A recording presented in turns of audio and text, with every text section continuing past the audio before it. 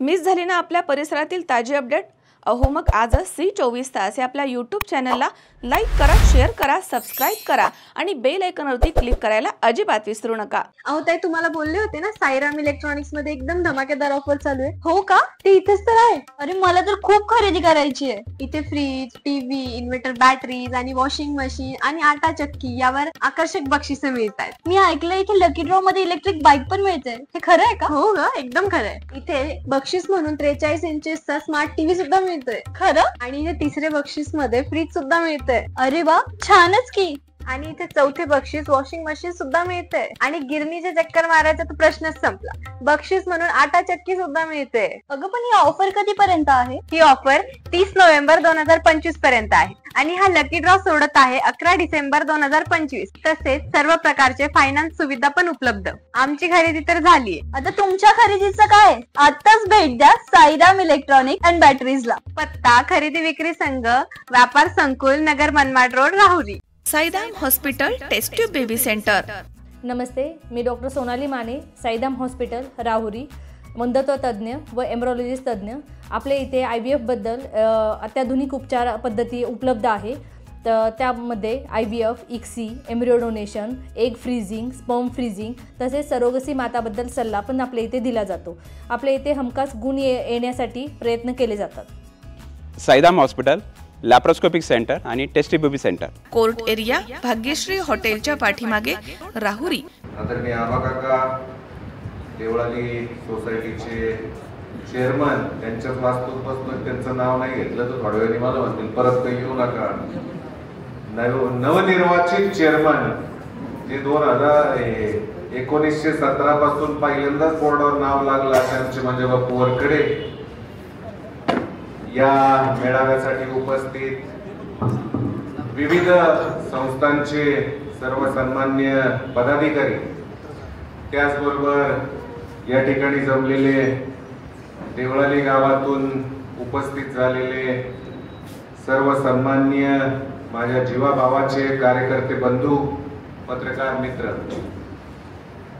खरं तर कुणीतरी मगाशी अनेक वक्ते बरंच काय काय गोष्टी बोलले, पण निवडणुकीबाबत काय बोलायचं काय नाही हा विचार करताना माझ्या मनात आलं 22-0चे नारे झाले, सगळं झालं। ही निवडणूक जनतेच्या ताब्यात द्या, जनतेला निर्णय घेऊ द्या। त्याचं कारण सांगतो, निवडणुकीची तयारी करताना आपण एकच करा, भारतीय जनता पार्टीचं सरकार दिल्लीतही होतं, महाराष्ट्रातही होतं आणि नगरपालिकेतही भारतीय जनता पार्टी सत्तेत होती। त्या सत्तेच्या काळात भारतीय जनता पार्टीच्या वतीने जी काही कामं गावात झाली ही फक्त मांडा आणि जनतेच्या ताब्यात निवडणूक द्या। मला असा विश्वास आहे की आपण नाही, जनताच 22-0चा नारा देईल। आणि हे सगळं होत असताना काय होतंय, आता माझ्या अगोदर अगदी हसननी काही विषय मांडले, ज्यांच्या अंगा खांद्यावर खेळलो अशांचे बाबाजन भाई असतील त्यांनी विषय मांडले, परंतु प्रत्येक निवडणूक ही वेगळी असते। 2006ला मी पहिल्यांदा निवडणूक लढलो, पराभव पत्करला, पराभवाचा सामना केला। 2011ला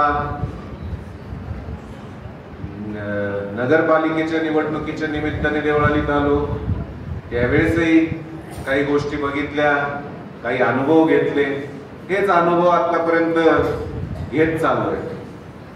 हे सगळं होताना आत्ताच्या निवडणुकीत मला एकंदरीत चित्र जे दिसतंय, आज जे काही बऱ्याच जणांना अपेक्षा आहे, दादाने असं बोलावं, दादाने तसं बोलावं, हे करावं ते करावं, दादागिरी दादा करणारच आहे, पण त्याला वेळ आहे। आणि मी ज्या दिवशी दादागिरी सोडल गाव म्हणाल याची गरज नाही, याला पाठवून द्या। त्यामुळे दादागिरी करणं काय मी सोडणार नाही, ती काळजी करू नका। परंतु आजच्या या मेळाव्याच्या निमित्ताने एक सांगू इच्छितो,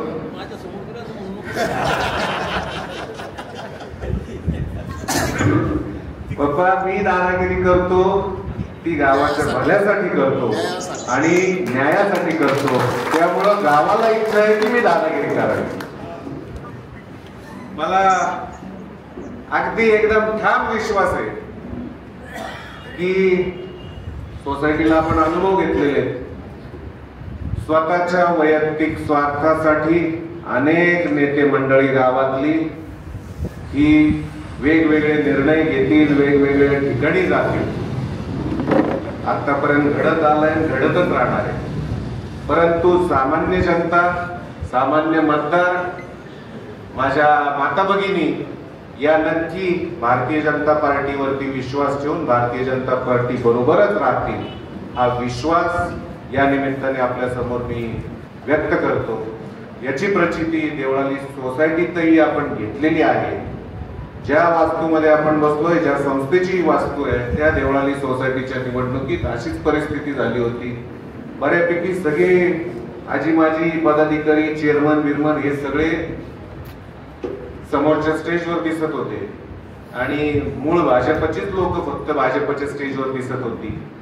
हे असताना गावाने काय निकाल दिला काय नाही, तर न भूतो न भविष्यतो 13-0 आणि तेही माझ्या मते 550 ते 550च्या दरम्यान पॅनलला लीड दिला. ही परिस्थिती गावाने दाखवून दिली. हे मला सांगायची वेळ का आली तर सोसायटीची निवडणूक झाल्यावर मार्केट कमिटीची निवडणूक झाली होती. गावात चर्चा झाली, आपली पहिली बैठक झाली. मी सांगितलं होतं की मार्केटला आपलं काही खरं नाही, आपला उमेदवार निवडून येणं अवघड आहे आणि हे सगळं काही गणित मी त्यावेळेस मांडली होती. आज उघडपणे सांगतो, मी तर त्यावेळेस हेही सांगितलं होतं की आपल्या दमात आपल्या धमक असेल आणि जर आपण 700 मताचं गणित करू शकत असलो तर आपल्याला निवडणुकीला विजय मिळेल, नाही तर आपल्याला पराभवाला सामोरं जावं लागेल. अनेक जणांनी मला काही प्रश्न त्यावेळेस विचारले, काही गोष्टी सांगितल्या. नाही, पॅनलची ही परिस्थिती दिसतीये, ती दिसतीये. परंतु मार्केटचा ज्या दिवशी मार्केट कमिटीचा निकाल लागला त्या दिवशी आपल्या पॅनल मधून श्यामकाका निमसे आणि सत्यजित कदम हे 2च जण तिथे जाऊ शकले. दुर्दैवाची गोष्ट आहे, पण ती निवडणूकही अनुभव घेण्यासारखी होती. काही गोष्टी त्यावेळेस मी सांगितल्या होत्या. काही स्वकीयांचाही त्रास त्यावेळेसही झाला होता. 2006 पासून मी या गोष्टी बघत आलो होतो. ते त्या निवडणुकीत मी सांगितलं होतं आणि मला असं वाटतं आपल्या टीमने जे त्यावेळेस प्रचारक होते त्यांनी सगळ्यांनी त्या गोष्टीचा अनुभव घेतला. मी आकडेवारीसह सांगितलं होतं की किती मतं ही पॅनलला मिळतील आणि तिथं सत्यजित कदम सोडला जाईल. आकडेवारीसह सांगितलं होतं आणि योगायोगाने त्या निवडणुकीला बाप्पा रिकाउंटिंग झालं आणि त्या रिकाउंटिंग मध्ये आम्ही ती मतं मोजून घेतली की किती मतपत्रिका अशा आहेत की पॅनलला मतं होती परंतु सत्यजित कदम सोडला होता. काय त्यावेळेसची जी काही कारणं असतील किंवा काय, परंतु माझ्या सांगण्याचा उद्देश या मागचा एकच आहे की प्रत्येक निवडणूक ही वेगवेगळी असते. लोकसभेची गणित आपण बघितली, भाजपाने 400चा नारा दिला होता, 400 की पार. काय झालं हे आपण बघितलं. विधानसभेला सगळेजण इतके हवेत होते, अरे भाजप सेना यांचं काही होऊच शकत नाही, आता आपणच सत्तेत आलो. ते नेतात असला तर त्यांचं ते पप्पू म्हणल्यावर खालचे तसेच व्हायला लागले. पण ही गोष्ट अशी आहे की त्यावेळेसची गणित वेगळी होती. आता विधानसभेला काही गोष्टी घडल्या, त्या घडल्यानंतर बऱ्याच जणांच्या इच्छा देवळालीमध्ये जागृत व्हायला लागल्या. जातीवर धर्मावर राजकारण करणारे आम्ही नाही. म्हणूनच भारतीय जनता पार्टी म्हणून जरी काम करत असलो तरी इथं जेवढं समाजानुसार जर मी बोलायला गेलो तर सर्व धर्म समभाव जी भावना आहे ही भाजपाने पाळलेली आहे. आणि इथं बसलेला प्रत्येक माणूस आणि प्रत्येक धर्म जर आपण बघितला तर मला असं वाटतं इथं प्रत्येक धर्माचा माणूस आज उपस्थित आहे. आणि हा जो विश्वास भारतीय जनता पार्टी म्हणून देवळालीकरांनी माझ्यावर असेल, पार्टीवर असेल ठेवलाय, या विश्वासाला पात्र उतरण्यासाठी म्हणून मला असं वाटतं विधानसभेला जी गणित काहींनी मांडली किंवा काय, देवळाली प्रवरा गावचा जर इतिहास आपण बघितला तर अनेक अशा घटना घडत गेल्या, अनेक ठिकाणी दंगे झाले, सगळ्या गोष्टी झाल्या, अगदी हिंदू मुस्लिम दंग्यांपर्यंत गोष्टी झाल्या. तरीही मला असं वाटतं आपलं गाव शांतच होतं आणि इथून पुढेही शांतच राहील हा विश्वास मला वाटतो. याचं कारण बाहेरच्या निवडणुका आणि बाहेरची अतिक्रमण झाल्यावर काय करायचं हे आपल्या गावाला फक्त माहिती. हा माझा अनुभव आहे. अनेक लोक येऊन बोलतात, अनेक मनमोकळं करतात. जसं रावजनबाईंनी काही किस्से सांगितले त्या काळचे, आजच्या काळातही अनेक घटना घडतात. आज सर्वसामान्यांमध्ये जाऊन विचारा, मला माहित नाही पार्टी मला उमेदवारी देईल की नाही, परंतु याची पार्श्वभूमी सांगेल मी. परंतु आजच्या परिस्थितीत मला जर पार्टीने संधी दिली किंवा नाही जरी दिली, जे 22 जण भारतीय जनता पार्टीचे उमेदवार असतील त्यांच्यासाठी मी पूर्णपणे 2 तारखेच्या संध्याकाळपर्यंत प्रचारात 101% सक्रिय असेल हा शब्द मी आपल्या सगळ्यांसमोर पार्टीला देतो. आणि हे सगळं होत असताना खरं तर आज कधीच येत नाही, पण मला जरा बोलताना प्रेशर यायला लागले.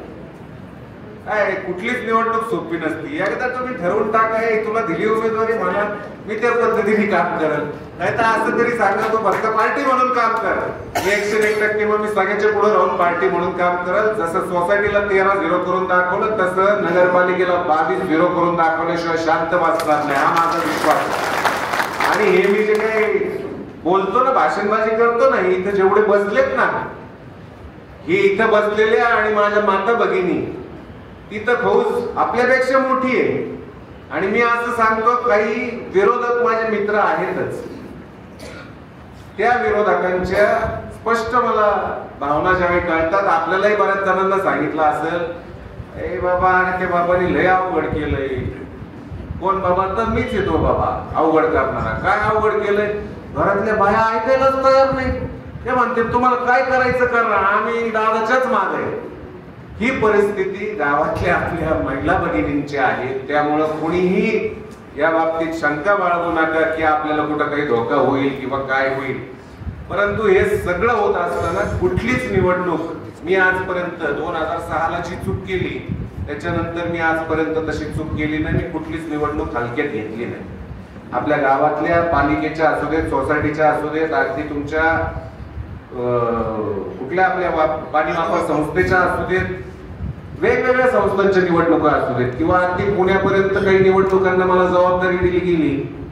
लोकसभेचा माझा अनुभव असा आहे की मला ज्या मतदारसंघाची जबाबदारी दिली गेली होती तिथं 6 विधानसभा मतदारसंघ होते.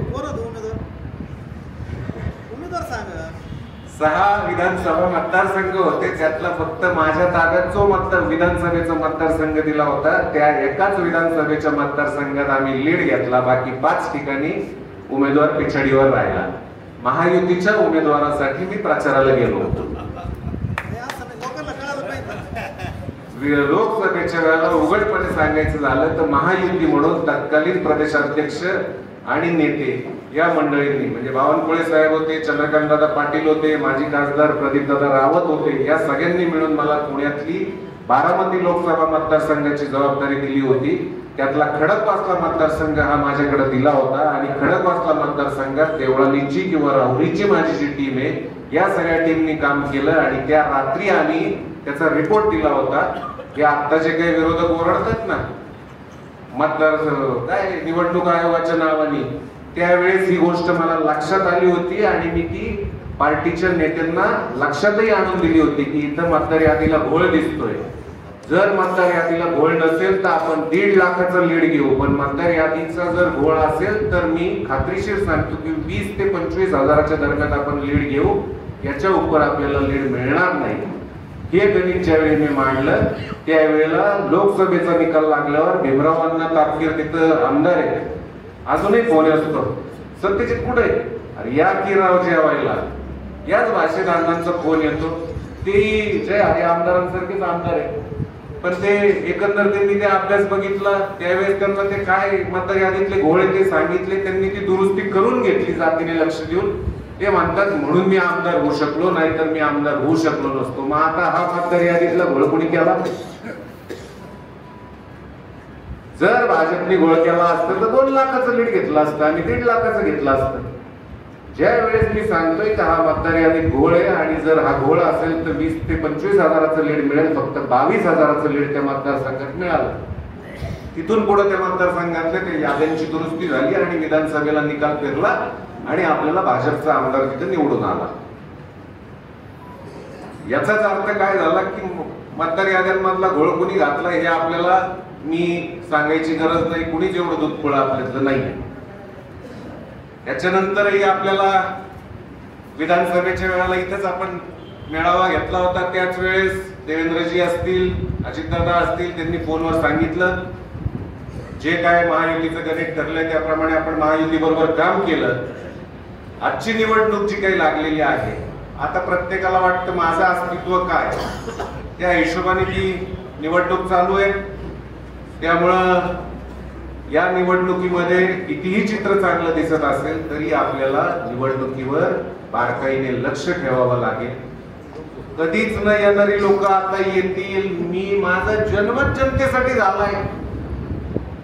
फार आता भाषेत अशा बोलू नये, पण लहान बाळ बसलेले दिसले तर धुवायला बी जातील. इतकं प्रेम आणि इतकं बाळ म्हणजे तुमचं सायपन कळण, सगळं कळण. माझं सायपन हे सगळं प्रेमाचं आहे. बाकी कुठलं सायपन मी आजपर्यंत मानलं नाही, मानणारही नाही. परंतु या प्रेमाच्या सायपनवर माझा इतका विश्वास आहे की हे सायपन त्या सायपनाला इतक्या ठिकाणी लीक करील तर त्यांनाच कळायचं नाही कुठून शिवावर कुठं टाके घालावे. हा विश्वास या निमित्ताने मी व्यक्त करत असताना मगाशी आपण सांगितलं, शहाजी काकांनी कमिटीची घोषणाही केली की आपण एक कमिटीची नेमणूक केलेली आहे. असं आहे की या निवडणुकीच्या पार्श्वभूमीवर सर्वच प्रभागातून आपल्या कार्यपद्धतीप्रमाणे आपण खालून नावं घेतोय, प्रत्येकाचा आढावा घेतोय. आपल्यातले 10 नाही 20 जण काही ठिकाणी इच्छुक आहेत. जे मला येऊन भेटतायत. मी पार्टीच्या श्रेष्ठींना विनंती केली की मीच उमेदवारी मागत असताना मी काही निर्णय घेऊ शकणार नाही.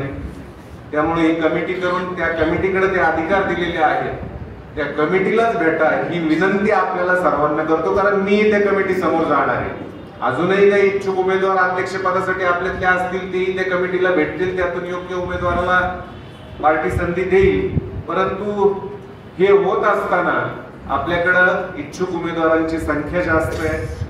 त्यामुळं इथं जाताना आपल्याला जर 22 जणांना पालिकेत बसवायचं असेल तर एकेका प्रभागात 20 इच्छुक असले तरी जाताना एक आणि त्याच्या जोडीला लेडीजचं एक सीट असे 2च जाणार आहे. एकच प्रभाग एका 3 जण जातील. बाकीच्या 9 प्रभागांमधून 2-2 जणच जाणार आहे. त्यामुळं किती इच्छाशक्ती असली, मला किती वाटत असलं मीच उभं राहायचंय, तरीही मी 2 वेळा विधानसभेला थांबलोय. हे एक उदाहरण आपल्या समोर ठेवतो. पार्टी म्हणूनच काम केलंय. मागच्या वेळेला पराभव पत्करायला लागल्यावरती यावेळेस तर आपल्याला नक्की वाटलं होतं, खात्री होती की आपल्याला उमेदवारी मिळेल. कदाचित देवेंद्रजींना माहिती असेल, दुर्दैवाने घडायला नको ती घटना घडली, कर्डिले साहेब गेले. परंतु राज्याचे नेते आपले त्यांनी त्यावेळेस मला बोलवून घेतलं आणि सांगितलं होतं की एवढी टर्म शेवटची टर्म आहे त्यांची, त्यांना लढू दे. मला असं अपेक्षित होतं की ते आता पुढं राजकारणातून निवृत्ती घेतील म्हणून शेवटची टर्म असेल. दुर्दैवानं ती असा अंत त्या गोष्टीचा होईल असं मला वाटलं नव्हतं. त्यामुळे आता मी कालही राहुरीत मेळावा झाला, कार्यकर्ता मेळावा. सहानुभूतीची लाट आहे. कर्डिले साहेबांना श्रद्धांजली म्हणून कदम कुटुंबियांच्या वतीने, देवळालीकरांच्या वतीने श्रद्धांजली वाहिली.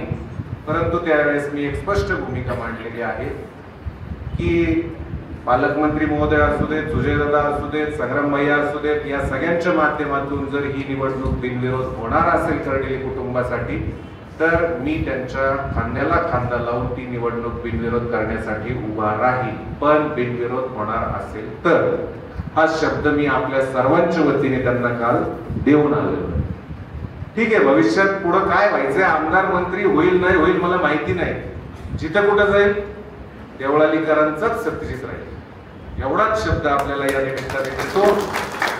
आता निवडणूक प्रक्रियेकडे जर यायचं झालं तर एकूण 23,857 मतदार आहेत. मध्ये प्रभागांच्या मतदार याद्या जाहीर झाल्या. काही जणांना मी सांगितलं की अरे याद्यांमध्ये काहीतरी घोळ आहे, ते जरा चेक करा. आपली सगळी लोक कामाला लागली. आता इच्छुकांचं कसं असतं सांगतो बघा, कोणी वाईट नका वाटून देऊ, पण मी जर इच्छुक आहे तर माझं मतदार यादीवर लक्ष पाहिजे, माझे मतदार जागेवर राहिलेत का नाही याचं लक्ष पाहिजे. हे आपल्यातले किती जणांनी बघितलं? प्रामाणिकपणे विचार करतो की ज्यांनी बघितलं असेल हात वर करा. वरती मोठा करायला काय हाताला काही झालं काय? मग आता मला सांगा, 10 प्रभाग आहेत आपल्याकडं, 10 प्रभागातले 5 ते 7च हातवर झाले. मग आता याचं कारण काय? काका बरोबर आहे का? बरोबर आहे बघा भाऊ. वसंतराव होते तर कुठे बसले? मान्य आहे काही? ज्या वेळेस आपल्याला प्रभागातून उभं राहायचंय, मला जर पार्टीने संधी दिली आणि वरती उमेदवारी करायची संधी मिळाली तर या 23,857च्या सगळ्याच्या तारीख फिरायचे मला, किंवा सगळ्याचीच मतं मिळणार आहे. ती कुठल्या जरी प्रभागात असला तरी मला मिळणारच आहे. परंतु मी जर प्रभागामधून इच्छुक असेल तर मला माझ्या मतदार यादीत काय गोळ आहे, कुठली नावं माझी बाजूला गेली आहेत, दुसरीकडची कुठली माझ्याकडे आली आहेत का, हे बघितलं पाहिजे. हे आपल्या लोकांनी थोडं दुर्लक्ष केलं होतं. त्यासाठी काही आपल्या भारतीय जनता पार्टीच्या कार्यकर्त्यांना मी निरोप द्यायला लावले की अगदी बघून घ्यायला लावा, अगदी माझ्या स्टाईल मध्ये, दादागिरीच्या स्टाईल मध्ये बघायला लावले, काम करायला लावले. त्यावेळेस आपले बाकीची लोक शांत होती किंवा त्याची काही माहिती घेत नव्हते. परंतु त्याला काम बघायला लावलं म्हणजे दादाने त्याची उमेदवारी डिक्लेअर केली. अरे माझीच उमेदवारी डिक्लेअर करा ना पार्टी, तर तुम्हाला कोणाला तिकीट मी वाटणार आहे रे बाबांना. त्यामुळे कोणीही हा गैरसमज करून घेऊ नका की यालाच उमेदवार फायनल केला, त्यालाच उमेदवार फायनल केला. भाऊंच्या आदेशाने मी एक शब्द सांगतो की वसंतच्या बाबतीत पप्पा माझ्या मते आपण डिक्लेअर आहे ना. आमच्या सगळ्यांच्या माहितीप्रमाणे वसंत सोडला तर बाकी मला नाही वाटत अजून कुणाची उमेदवारी तशी फायनल झाली, ती माझ्या सहित. त्यामुळं हे होत असताना गैरसमज कोणी आपापसात करून घेऊ नका. हा असं बोलला, तो तसं बोलला, ती वेळ आता नाही. ही वेळ हे सगळं झाल्यावर येऊन बसा माझ्याकडे काठ्या बिठ्या लाठ्या पार बंदुकांपर्यंत सगळे आपण डायरेक्ट आखाडा भरू, ती काही काळजी करू नका. परंतु ही वेळ आपली ती नाहीये. घरातलं भांडण हे घरातच राहिलं पाहिजे. 4 भिंतींच्या आत काय भांडायचं भांडू, परंतु आपल्याला 22 जण आपलेच तिथं बसवायचे हे टार्गेट करत असताना कुणी जर काही म्हटलं तर समजा मी बोललोय, नाराजी व्हायचा असेल नाराज तर माझ्यावर व्हा बाबांनो. आपापसात कुठं नाराजा ठेवू नका, भांडणं करू नका, ही विनंती या निमित्ताने आपल्याला करतो. 22-0ने 10 प्रभाग आहेत, त्यातल्या 9 प्रभागात प्रत्येकी 2 उमेदवार आहेत, एक महिला आणि एक पुरुष. त्याचे आरक्षण पण आपल्याला बऱ्याच जणांना माहिती आहेत, नसतील माहिती मी परत तेही सांगायला लावतो. परंतु 9 प्रभागांमध्ये 2 आणि एका प्रभागात 4 नंबर प्रभागात 3 उमेदवार आपल्याकडे आहेत, एक पुरुष आणि 2 महिला. अशा 11 महिला उमेदवार आणि 10 पुरुष उमेदवार हे नगरसेवक पदाला आणि जनरल म्हणजे पुरुष मधून किंवा महिला मधून कुठूनही अध्यक्ष पदाला एक, असे टोटल 22 उमेदवार आपले उभे राहतील. या 22च्या पाठीमागे खंबीरपणे उभं राहून पार्टी म्हणून आपण लढायचं की महायुती म्हणून आपण लढायचं, हा निर्णय श्रेष्ठी करतील. श्रेष्ठी ज्याप्रमाणे आदेश देतील त्याप्रमाणे पार्टीचे तर पार्टीचे 22, महायुती झाली तर महायुतीचे 22, या सगळ्यांसाठी पार्टी म्हणून आपण काम करून आपलेच 22 जण तिथं बसवावे, ही एक विनंती या निमित्ताने आपल्याला करतो. खूप वेळ झाला मन मोकळं बोलायचं, बोलता येईना. बोलू का? थोडं लांबवतोय, थोडं माझ्या आज भाषण शैलीला असं झालंय की मलाच ते रटाळ वाटतंय. थोडं मन मोकळं बोलतो, फार नाही. काय आलं मगाशी चेअरमन आले, चेअरमननी सांगितलं दादा तुम्ही साप पाळता. असं आहे चेअरमन, कॉलेजला असताना माझ्याकडे काही मित्रमंडळी थांबा कॉलेजला असताना काही मित्रमंडळी गावातली यायची, काही जण यायचे, आम्ही रूमवर साप पाळायचो, खरे साप पाळायचो. त्यावेळेस पासून लागलेली जी ती साप पाळायची सवय होती ना, ती लागली होती मला. पण या 5 वर्षात मी ती सवय मोडलीये आणि पाळायच्या ऐवजी मारायची सवय लावून घेतली. त्यामुळे तुम्ही ती काळजी काही करू नका. तुम्ही सांगितल्याप्रमाणे जे गारुडी आहेत त्या गारुड्याच्याच पोटी अहो ते जो काय असेल ना, ते आता कसं होतं, साप पाळायचे. आता आपण घरी गाय पाळतो, जनावर पाळतो, त्याला जीव लावतो. त्यामुळे ते जे काही झालं ते झालं, जी काही व्यवस्था करायची ती आपण करू. असो, या निमित्ताने 2006 पासूनचा जर माझा प्रवास सांगायचा झाला तर त्यावेळेसचा पराभव पत्करल्यानंतर काही गोष्टी ऐकल्या आणि मी पुण्याला गेलो होतो. राजकारण करायचंच नाही हे डोक्यात एक भिनलं होतं. परंतु कालांतराने 2011ला सोसायटीचा निकाल लागला. त्यावेळेस असं लक्षात आलं की जिथं 17चा आपला पॅनल होता 3च जागा निवडून आल्या. ते सगळं झाल्यानंतर नगरपालिकेच्या वेळेस आलो आणि पार्टीची परिस्थिती आपल्या गावात त्यावेळेस कदाचित अशी झाली होती की आपला पॅनल भारतीय जनता पार्टी म्हणून पूर्ण होतो का नाही ही शंका यायला लागली होती. आपण पॅनलही उभा केला. दुर्दैवानं कागदपत्रात कुठेतरी कमी पडलो म्हणून 2 जागांवरती आपल्याला विड्रॉल करावं लागलं. हे सगळं झाल्यानंतर 2016 पर्यंतचा प्रवास की त्यावेळेस आपले 6 गोरख काका वगैरे हे 6 अजित असेल गोरख काका असतील ही 6 मंडळी निवडून आली स्वीकृत म्हणून मला सदस्य पदाची संधी दिली. ते सगळं होत असताना 2016ची तयारी करत होतो. मला वाटत होतं कुठेतरी वार्डात आपल्याला तिकीट मिळालं नाही का. हे वरती आरक्षण काय निघेल काय नाही हे काही अंदाज नव्हता किंवा लोकनियुक्त होईल आरक्षण ओपनचं झाल्यावर आपल्याला संधी मिळेल मला स्वतःला संधी मिळेल असं चुकूनही वाटलं नव्हतं. पण पार्टी म्हणून काम करत होतो. योगायोगाने ती संधी मला 2016च्या निवडणुकीत दिली. त्यावेळेसही प्रयत्न केली 1+18 करण्याचा. परंतु दुर्दैवानं आज गणीबाई असतील किंवा सूरज या दोघांच्या जागेवर त्यावेळेस पराभव पत्करावा लागला. त्याचा ठपका त्याची सल अजूनपर्यंत मनात आहे. त्याची कारणं वेगवेगळी आहेत. कारण मी पार्टी म्हणून लढत असताना कदाचित समोरचा उमेदवार सायकल मधून आला आणि माझ्यावरती आरोप व्हायला लागले की यांनी कुठेतरी जरा दुर्लक्ष केलं. परंतु गणीबाई जोपर्यंत होते तोपर्यंत मोहसिन आलेला आहे का. मोहसिनलाही विषय माहिती आहे किंवा त्यांच्या कुटुंबालाही माहिती आहे की कुठं काय झालं होतं आणि कशामुळे ती मतं कमी पडली. आज मुस्लिम समाज त्यावेळेसही सांगतो माझ्या पाठीशी खंबीरपणे उभं राहिला परंतु मुस्लिम समाज गणीबाईंच्या पाठीशी उभं राहायला कमी पडला हे मी जाहीरपणे आज सांगतो. मग जर हिंदू मुस्लिम वाद होता तर गणीबाईंच्या मागे त्यावेळेस ते उभे राहायला पाहिजे होते. मला फुली नव्हती द्यायला पाहिजे परंतु त्यांची मतं मलाही त्यावेळेस मिळाली. परंतु काही कारणांनी वैयक्तिक हेवेदाव्यापोटी ती चूक त्या इलेक्शनला झाली. म्हणून आपल्याला मी सांगतो की ह्या चुका ही वेळ त्या चुकांची किंवा त्या आपापसातल्या भांडणाची नाहीये. हे सगळं होत असताना जो काही प्रवास झाला माझी पार्टीच्या श्रेष्ठींना पप्पा तुम्ही इथं आहात भाऊ बाकीची सगळी ज्येष्ठ मंडळी आहेत. 2016च्या निवडणुकीला मी तुमचं ऐकलं. काही इनकमिंग झालं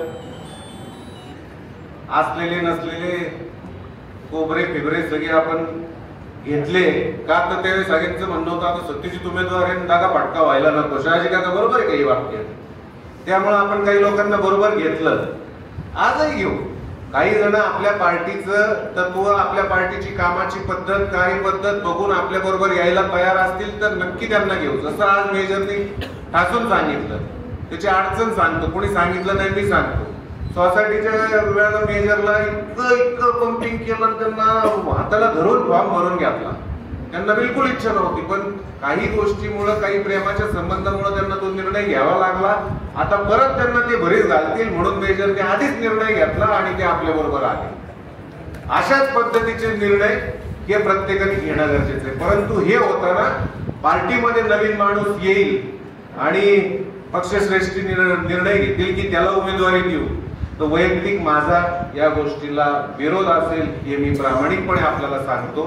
त्याचं कारण मी एक ज्यावेळेस चाचपणी करायला सुरुवात झाली होती मला असं बिलकुल वाटलं नव्हतं. मी 5 वर्ष नगराध्यक्ष होतो त्यानंतर 4 वर्षाचा काळ गेला परंतु भारतीय जनता पार्टीचं मध्ये महाविकास आघाडी आली आणि परत आपलं सरकार आलं महायुतीचं सरकार आलं म्हणजे निवडणुका होताना लोकनियुक्त नगराध्यक्षपद हे नक्की होणार. हे झालं मागच्या वेळेला पुरुषला निघालं या वेळेला 101% महिला निघणार. त्यामुळं आपल्याला काय वरती संधी मिळणार नाही हे माझं सरळ गणित होतं. फक्त एक नैतिक जबाबदारी म्हणून की 2016 पासूनच्या 5 वर्षाचा नगराध्यक्ष पदाचा काळ पार्टीने संधी दिल्यामुळे मला नगराध्यक्ष होता आलं. त्या 5 वर्षात पार्टी म्हणून मी काम करत आलो. त्या 5 वर्षाचा काळ आणि माझी टर्म संपल्यानंतर ती 2021 नंतरचा आता 4 वर्षांचा काळ, की प्रभाऱ्यांच्या हातात सगळा कारभार असताना जनतेच्या सेवेसाठी दिवस रात्र कधी मी वेळ बघितली नाही. जिथं कुठं खरंच गरज लागेल तिथं मी पोहोचायचा प्रयत्न केला. आणि हे सगळं होत असताना जर महिलांमधून कुणाला संधी मिळत असेल किंवा पार्टी म्हणून जे काही उमेदवार ठरतील ते ठरल्यानंतर मी 5 वर्ष जर पार्टीचा प्रतिनिधी म्हणून गावात काम केलंय तर नैतिक जबाबदारी म्हणून मला त्या निवडणुकीत माझी पार्टी सत्तेवर आणायचीच ही भूमिका माझी होती. त्या भूमिकेतून काम करायचं. वरती नगराध्यक्ष लोकनियुक्त नगराध्यक्ष पदाला लागल्यानंतर आता वार्डात कुठं लढायला लावता हे ऐन वेळेला तुम्हाला सगळ्याला सांगायचं हे माझ्या मनात पक्क होतं. परंतु योगायोगाने ती जागा आता परत ओपन झाली. पार्टीकडं मला सांगण्यात आलं की नाही तुझं काम चांगलं आहे, तू जरा उमेदवार म्हणून तुला आम्ही पुढं करू शकतो, तू पण उमेदवारी मार. अजूनही मागितली नव्हती, आज तुमच्या सगळ्यांसमोर मागितली. जर पार्टीने संधी दिली तर जे पार्टी साठी म्हणून काम करणार होतो तेच काम स्वतः उमेदवार आणि माझे 21 सहकारी, मी गेलो तर एकटा जाणार नाही, जाईल पालिंगेत तर 21 जणाला माझ्या बरोबर घेऊनच जाईल या पद्धतीचा विश्वास. आणि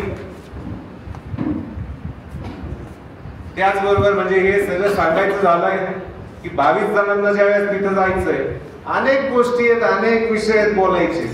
आता एकच विषय निघाला सापापुरता, असे अनेक विषय, अनेक गोष्टी.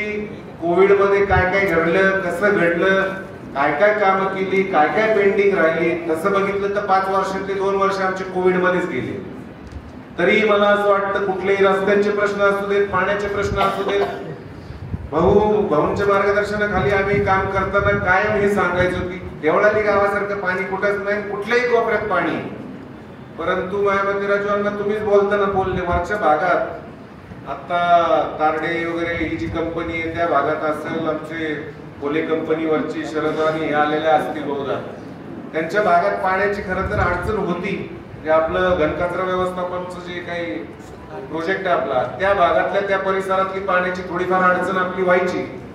त्याच्यावरती मार्ग म्हणून वाढीव पाणी पुरवठा योजना मंजूर करून ती अंमलबजावणी तिची केली. त्याच्या पुढे जाऊन सांगायचं झालं तर पप्पा 98 मध्ये पहिली योजना आपली चालू झाली. मुळात धरणावरून जी लाईन आली ती 98 मध्ये आली, 25 वर्षाचं तिचं लाईफ होतं. यांच्या अजून उमेदवाराचीच घोळ चालली, यांना अजून कामांचा तर विषयच नाही, परंतु ती 25 वर्षानंतर लाईन बदलणं गरजेचं होतं. त्याचं काम ऑलरेडी मी माझ्या स्तरावर चालू केलं. हे गावासाठी करायची आमची ताकद आहे. अंडरग्राऊंडचं काम आपल्या काळात चालू झालं, परंतु गेल्या 2 वर्षापासून 98% येऊन थांबलं. काही जणांना त्यातले प्रश्न काय आले काय नाही, त्याच्यात कसं राजकारण गेलं हेही कळालं असेल. परंतु गावासाठी चांगलं काम काही करत असताना त्या विकासाला खोडा घालायचं काम जर कोण करत असेल तर ही मंडळी जी या आत्ताच्या निवडणुकीत वेगवेगळ्या झेंड्याखाली जायला तयार झाले, काही करून सत्यजित कदम थांबवण्यासाठी एकाच एक व्हायला तयार झाले. अरे मग किती स्वार्थ असावा. गावासाठी काहीतरी करा ना बाबा हो. गावाच्या भल्यासाठी एक आले असते तर मी म्हणलं असतं मी माघार घेतो तुम्हाला संधी देतो, पण टार्गेट काय, सत्यजित कदमला उमेदवारी दिली ना तर एकाच एक करून त्याला पाडायचं, एवढंच टार्गेट. ते जे काय बोलायचं पुढे या गोष्टी सगळ्या होणारच आहेत. परंतु पिण्याच्या पाण्याचा प्रश्न असेल, शेतीच्या पाण्याचा प्रश्न असेल, जो शेतीचा पाण्याचा प्रश्न हा नगरपालिकेच्या अखत्यारीत येत नसतानाही आपण सोडवण्याचा प्रयत्न केलाय. त्यातली काही कामं अजून बाकी आहेत, त्यातही खोडा घालण्याचं काम बऱ्याच लोकांनी केलं. अगदी कलेक्टर ऑफिस पर्यंत तक्रारी केल्या. त्याच्यावरती आम्ही जे 4 वर्षापासून काम थांबवलं आपण, त्याच्या मागे तीच कारणं ठरलेली आहेत. वेळ आल्यावर त्याच्यावर काय बोलायचं ते मी नक्की बोलणारच आहे. परंतु हे सगळं होत असताना अगदी लेटेस्टचा किस्सा सांगायचं झालं तर 19 जणांवरती गुन्हे दाखल झाले. मला दुखापत झाली, 19 जणांवरती गुन्हे दाखल झाले. इथं बसलेला प्रत्येक समाजाचा, प्रत्येक जाती धर्माचा माणूस इथं आलाय. मला नाही वाटत मी लहानाचं मोठा होताना कुठं वाढलोय. माझ्या शेजारी कुठली घरं होती, काय होती, आम्ही विटवाड्यात राहायचो शाळेसमोर. त्याच्या शेजारून जर बघितलं गेलं तर गायकवाड असतील, बर्डे असतील, सरोदे असतील, हेच सगळी घरं मला लहानपणीची घरं होती. त्यामुळं माझ्यावरती जातीवादाचा याचा कोणी जर आरोप करत असतील तर त्यांनी त्या घरात जाऊन विचारायचं सत्यजित कदमचं काय. आणि हे सगळं होत असताना आता इथं जी संख्या दिसतीये 19 जणांच्या बाबतीत पाटलांनी असं केलं, पाटलांनी या समाजावरती याव केलं त्याव केलं हे सांगायचे प्रयत्न चालू आहे. 19 जण सांगतील काय घडलं काय नाही घडलं. माझ्यामध्ये इथं असतील, रुपेश मागाशी कुठेतरी दिसलं तेव्हा वैभव तर हसायलाच लागलं लगेच. हे अजित असेल, अभिजित असेल, महाकाळ मेजर पण कुठेतरी दिसली. मेजर बरोबर आहे का मी सांगतोय ते? म्हणजे या गोष्टी ज्या आहेत या होतील क्लिअर, काय व्हायच्या ते काय उत्तरं द्यायची ती दिली जातील. हे सगळं होत असताना फार काही न बोलता आता एकच गोष्ट फक्त सांगल की आपल्या पार्टीमध्ये इच्छुकांची संख्या ही कदाचित 4 जरी आपण आपलेच पॅनल करायचं म्हणलं तर इच्छुक शिल्लक राहतील एवढी एकंदर दिसतीये.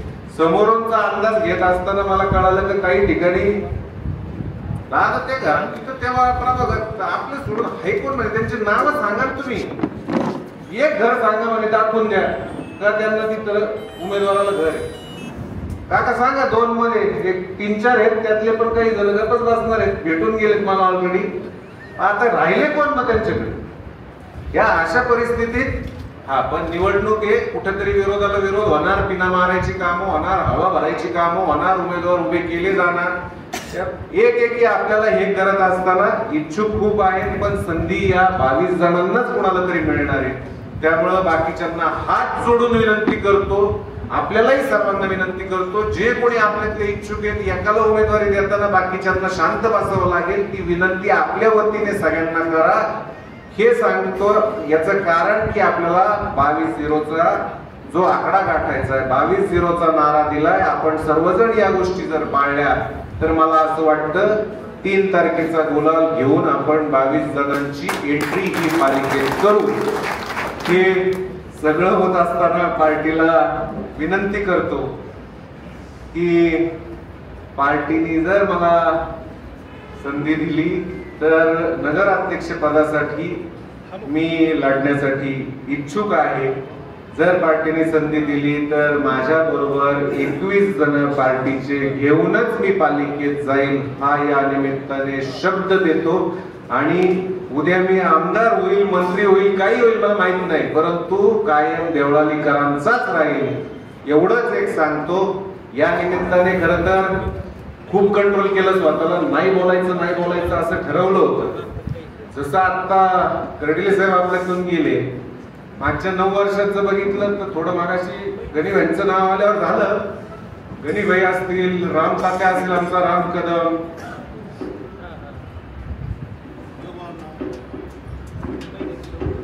भगवान नाना असतील, जगवान असतील, आमचं सोमा असेल, ही सगळी मंडळी म्हणजे खूप प्रेमाची मंडळी होती ही आपल्यातून गेली.